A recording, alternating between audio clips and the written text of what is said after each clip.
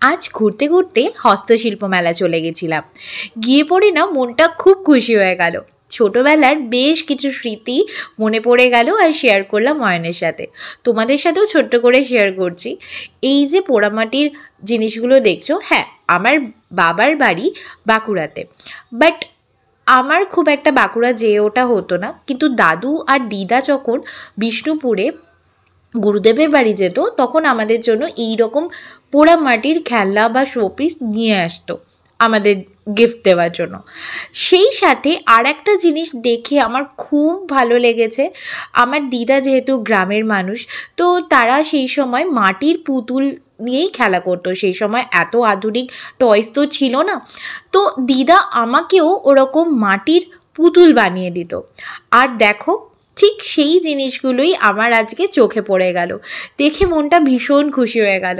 আমি এই ভিডিওটা দিদুনের সাথে নিশ্চয়ই শেয়ার করব। সামনেই তো দুর্গাপুর যাচ্ছি, তখন তোমাদেরকেও দিদা আর দাদুর আনা গিফটগুলোও তোমাদের দেখাবো।